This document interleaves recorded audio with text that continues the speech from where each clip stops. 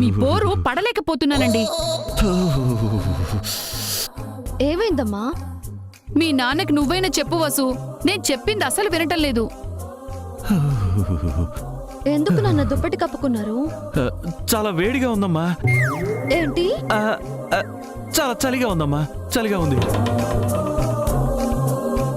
ఇప్పుడు చలేంటి నాన్న? చలి జ్వరం వచ్చింది. ఇందాక బానే ఉన్నారు కదా? మధ్యలో ఫోన్ వచ్చింది. ఏంటి? చలి జ్వరం ఫోన్ చేసి టెలిగ్రామ్ ఇచ్చి కాలింగ్ బెల్ కొట్టొస్తుందా ఏంటి? ఆయన జ్వరం వచ్చిన వాళ్ళకి టాబ్లెట్ ఇవ్వకుండా ఈ టార్చర్ ఎందుకు? టార్చర్ చేస్తుంది నేను కాదు, ఆయన. ఎవరికో నర్సరీ చూపిస్తానని మాటిచ్చారట. ఇచ్చిన మాట తప్పను, మనసు తిప్పను అంటూ పెద్ద డైలాగులు కొడుతున్నారు. ఇంత జ్వరంలో ఎలా వెళ్తావు నాన్న? వెళ్ళకపోతే మాట పోతుందమ్మా.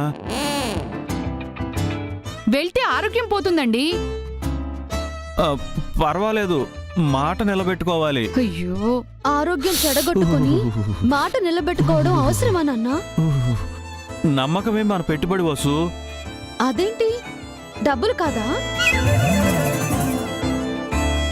ఏంటి జోకా? ఆయన్నైనా ఆపు, లేదా ఆయన బదులు నువ్వెళ్ళు. మన నర్సరీయే కదా, నేను అక్కడికే వెళ్తున్నాను. మన నర్సరీ కాదమ్మా, వేణుగోపాలరావు గారి నర్సరీ. అక్కడికెందుకు? మన నర్సరీలో లేని పువ్వుల్ని ఆ నర్సరీలో ఇప్పిస్తానని చెప్పాను. నువ్వెళ్ళి నర్సరీ చూపిస్తే చాలు. అంతే కదా, ఆ నర్సరీ నాకు తెలుసు, నేను వెళ్ళి చూపిస్తాను. మళ్ళీ మాట తప్పవు కదా? నేను నాన్న కూతురునమ్మా, మాట ఎందుకు తప్పుతాను? ఒట్టేయ్.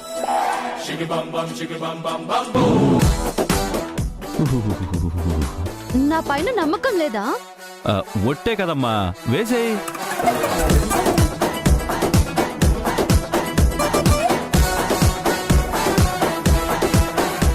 మీరిద్దరూ కలిసి ప్లాన్ ఏం చేయలేదు కదా? అంత అనుమానంగా ఉంటే ఒట్టు అది ఏమొద్దు. ఆయన తంటలేవో ఆయన పడతారులే. అయ్యో నాన్న,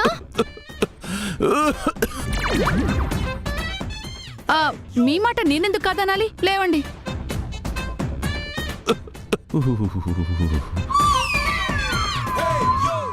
వెళ్తానులే. థ్యాంక్ యూ అమ్మా. పార్టీని ఎక్కడ కలవాలి? అజీజ్ నగర్లో. వెళ్ళొస్తాను. నాన్న జాగ్రత్తమ్మా. అవును, ఇంతకీ పార్టీ ఎవరు? నీకు తెలిసిన వాళ్లే. ఎవరు? నీకు కాబోయేవారు. ఎవరు? అల్లుడు గారు. ఓ, ఆయన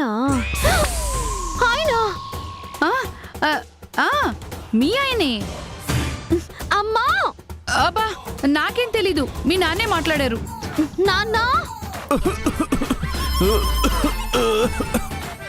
నేను ముందే గెస్ట్ చేశాను, మీరిద్దరూ ఏదో ప్లాన్ చేశారని. ఒట్టేశావు, తప్పించుకోలేవు. ఇద్దరు కలిసి డ్రామా ఆడారు కదా, నన్ను ఇరికించేశారు కదా. లేదమ్మా, నాకు నిజంగానే ఫేవర్ వచ్చింది. ప్లీజ్ ఈ ఒక్క ఫేవర్ చేయవా?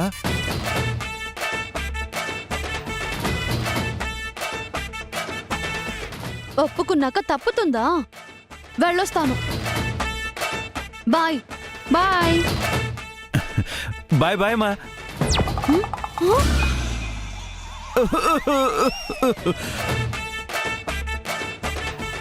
ఇది మీ ప్లానే కదా, చెప్తా. బాగా చేశానా? ఏంటి?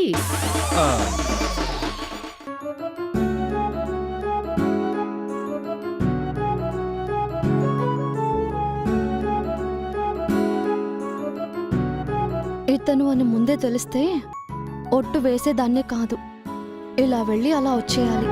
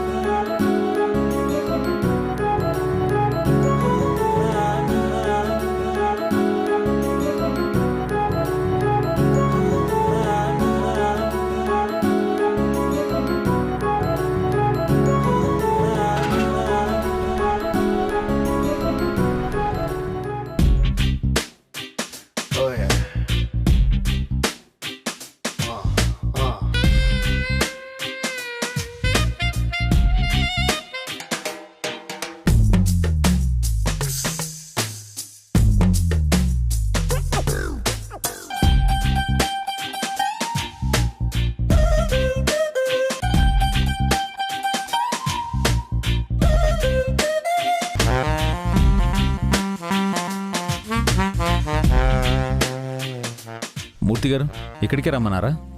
అవును సార్, మీ మావయ్య గారు మనల్ని ఇక్కడే వెయిట్ చేయమని చెప్పారు. టైం అవుతుంది. మళ్ళీ ఒకసారి ఫోన్ చేయమంటారా?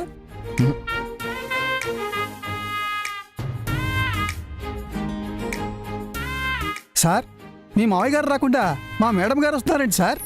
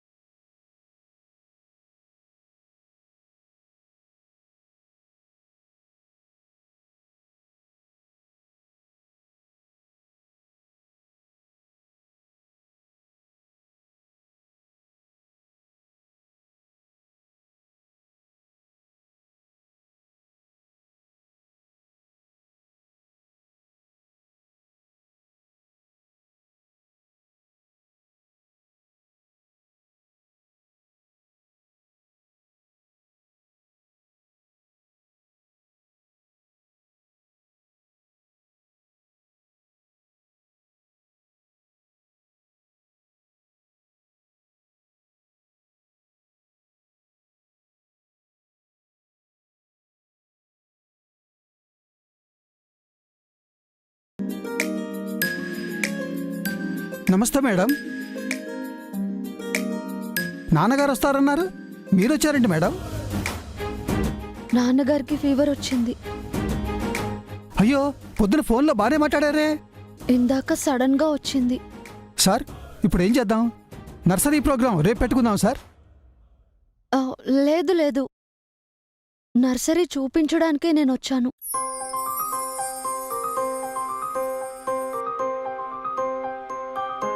అవునా మేడం? నేను ఇంకా మీరు సార్ని చూడడానికి వచ్చారేమో అనుకున్నాను.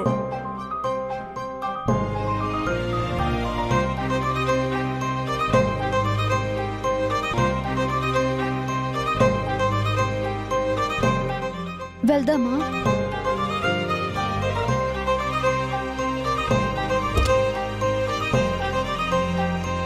మేడం మేడం, మీరు ఆగండి, మీరు కారెక్కండి. ఆ, స్కూటీ నేను తీసుకొస్తాను మేడం. కీసీలు ఇవ్వండి. లేదు, నేనే వస్తాను. అదేంటి మేడం, సారు పక్కన కూర్చోవలసింది మీరు, నేను కాదు.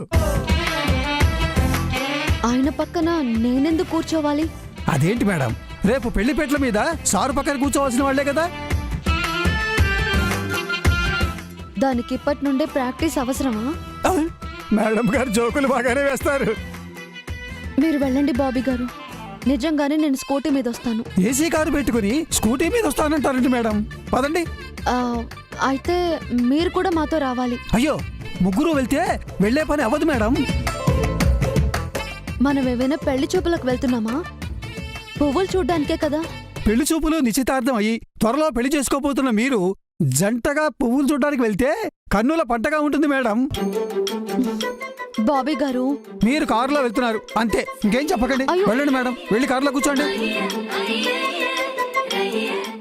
బాబీ, ఎక్కడికి వెళ్తున్నావు? ఇంటికి సార్. మనం నర్సరీకి వెళ్ళాలి. మీరు మేడం గారు వెళ్ళండి సార్. ఏ బాబీ ఆగు. బాబీ, సమయం వెన్నకి వెళ్ళునా, వెళ్తే లోకం చెల్లునా, చెల్తే విలువ ఉండునా, ఉంటే మళ్ళీ వచ్చునా, ఎలా మరీ కరావా ఇంకే మరీ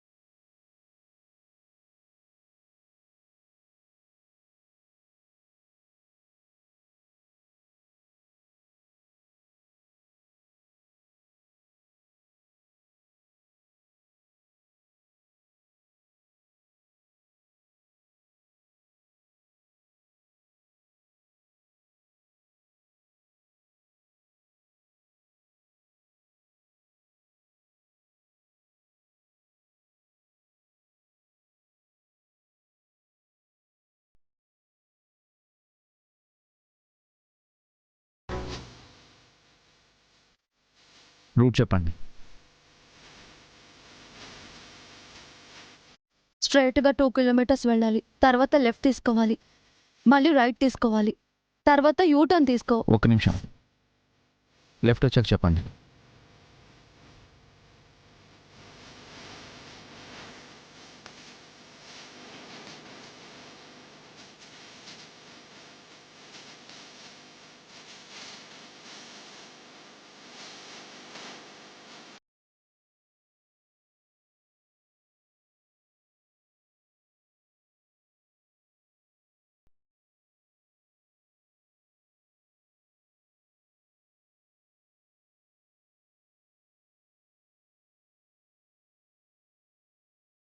సారీ.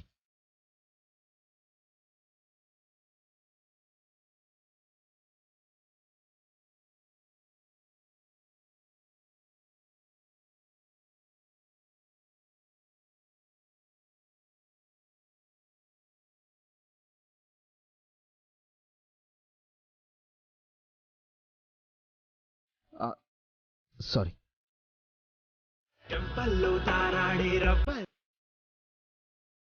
ఏదో ఒకటి చేయడం, మళ్ళీ సారీలు చెప్పడం ఈయనకి బాగా అలవాటైపోయింది.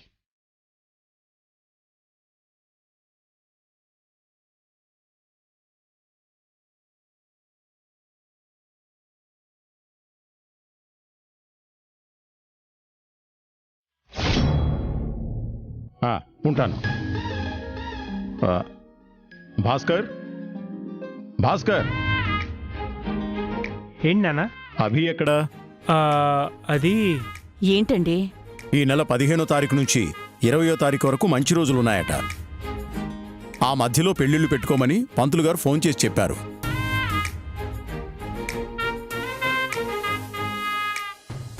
ఇంతకీ అభి ఎక్కడా? అన్న ఈవెంట్ పని మీద వెళ్ళానన్నా. 15-20 తారీఖుల మధ్య ఎటువంటి ఈవెంట్లు ఒప్పుకోవద్దని చెప్పాను కదా. ఆల్రెడీ అభి కొన్ని ఈవెంట్స్ ఒప్పుకున్నాడు నాన్న. క్యాన్సిల్ చేయమని చెప్పు, లేదా మనకి చెడ్డ పేరు రాకుండా వేరే వాళ్ళకి ఆ ఈవెంట్స్ అప్పజెప్పండి. ఎందుకు నాన్న? నేను చూసుకుంటాను. నువ్వు ఈ ఇంటికి పెద్ద కొడుకువి. ఇంట్లో ఈవెంట్ పెట్టుకుని బయట ఈవెంట్స్ చూస్తావా? ఆ, ఆ, మీ ఇద్దరి తమ్ముళ్ల పెళ్లిని నువ్వే దగ్గరుండి చెయ్యాలి. ఆ, అలాగే నాన్న. జయంతి, టైం ఎక్కువ లేదు. అసలే 2 పెళ్ళిళ్ళు కదా. వెంటనే షాపింగ్ మొదలుపెట్టు. బట్టలు, నగలు ఏమేం కావాలో అన్నీ కొనేసే. ఖర్చుకు మాత్రం వెనకాడొద్దు. సంస్కృతి ఈవెంట్ వారి ఇంటి పెళ్లిని ఈ సిటీ అంతా ఆశ్చర్యంగా చూడాలి.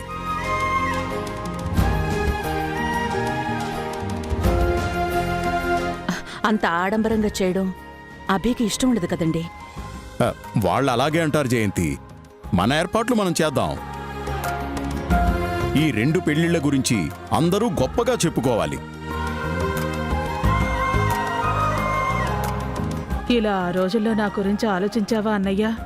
నా బతుకుని ఎండమావి చేశావు. అఖిల్, నువ్వు అమ్మకు షాపింగ్లో తోడుగా ఉండు.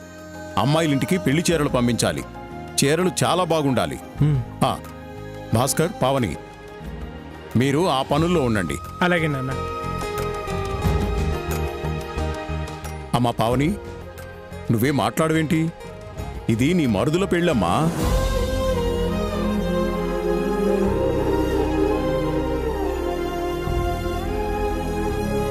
దాని కూరలు పీకేస్తే ఇంకేం మాట్లాడుతుంది? మీరు అత్తయ్య ఎలా చెప్తే అలా మావయ్య.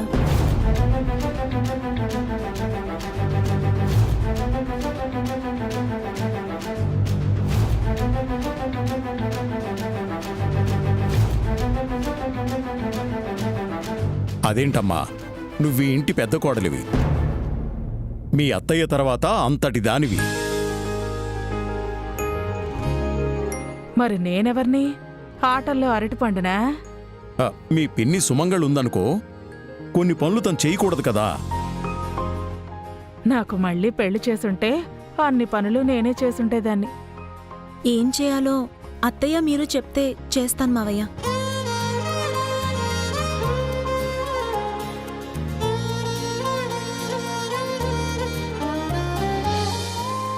అదేంటమ్మా కొత్తగా మాట్లాడుతున్నావు? ఏం చేయాలో మేం చెప్పాలా? నీకు తెలీదా? మీరు పెద్దవాళ్ళు మావయ్య, అనుభవంతో అన్నీ ఆలోచించి చేస్తారు. మీరు చెప్పినట్టు చేస్తే ఎక్కడా లోటుపాట్లుండవు, అంతా బావుంటుంది.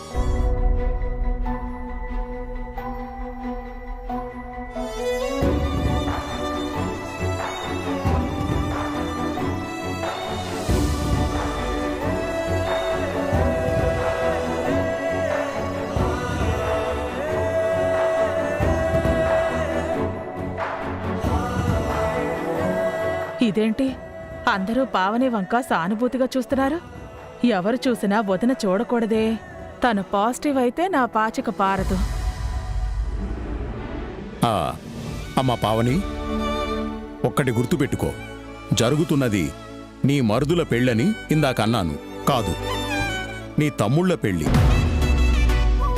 ఈ ఇంటి కోడలివైనా కూతురువైనా నువ్వే. ఎవరేమన్నా ఈ ఇంట్లో నీ స్థానం అది.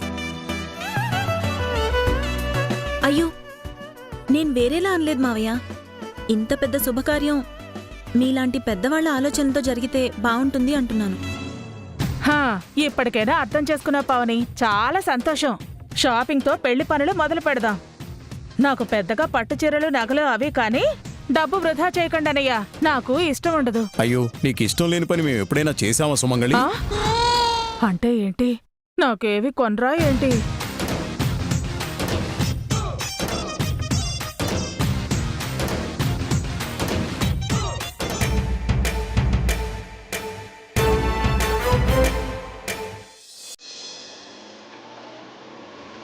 ఆపండి.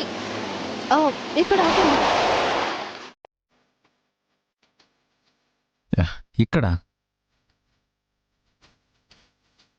ఇక దారి లేదు. కారు వెళ్ళదు. నడుచుకుంటూ వెళ్ళాలి.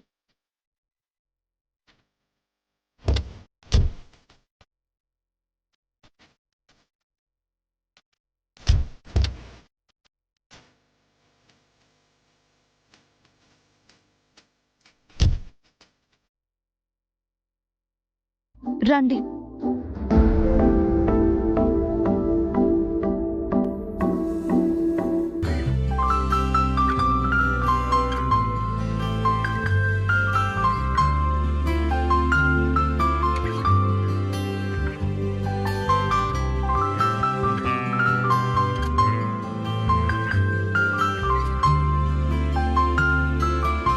ఏంటండి కంగారు పడుతున్నారు? మీకు నిజంగా జ్వరం రాలేదు కదా? వచ్చేలా ఉంది. ఏమైంది ఇప్పుడు? వేణుగోపాలరావు గారి నర్సరీ మళ్ళా రోడ్డు పక్కన ఉండదు, పొలాల మధ్య నడుచుకుంటూ వెళ్ళాలి. అయితే ఏంటి? అల్లుడు గారు అమ్మాయి ఆ దారిలో ఎలా నడుస్తారో అని. వాళ్ళేం నడకరాని చిన్నపిల్లలా? మీరు మీ కంగారు. అక్కడేం జరుగుతుందో ఫోన్ చేసి కనుక్కుంటే పోలా? ఆ మాత్రం దానికి వసూను పంపించటం ఎందుకు? మీరే వెళ్ళుంటే బావుండేది కదా. అది కాదు సుశీల, ఏమైనా ఇబ్బంది పడుతున్నారేమో అని. ఏ ఇబ్బంది లేదు, మీరు కాస్త ప్రశాంతంగా ఉండండి. అక్కడ ఏం జరుగుతుందో అంతా తెలిసినట్టు చెబుతున్నావేంటి? ఏముంది, మీరు చెప్పిన చోట అల్లుడుగారు ఆ బాబీ ఎదురు చూస్తూ ఉంటారు. మీ బదులు అమ్మాయి వెళ్ళినందుకు అల్లుడుగారు ఆశ్చర్యపోతారు. అమ్మాయి స్కూటీ తీసుకుని బాబీ ఇంటికి వెళ్ళిపోతాడు. అమ్మాయి అల్లుడుగారు నర్సరీకి వెళ్తారు. అంతేగా జరుగుతుంది. అదేంటి, బాబీ వాళ్ళతో వెళ్ళడా? పానకంలో పుడకలాగా అతనెందుకు? ఎందుకు అంటున్నావు?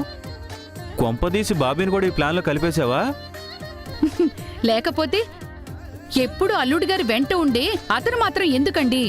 అమ్మాయి స్కూటీ తీసుకుని వెళ్ళిపోతాడు. నువ్వు అసాధ్యురాలు సుశీల. అయినా ఇదంతా ఎందుకు చేస్తున్నట్టు? ఎందుకేంటండి, చెప్పాను కదా, పెళ్లికి ముందే వాళ్ళ మనసులు రెండూ కలవాలి.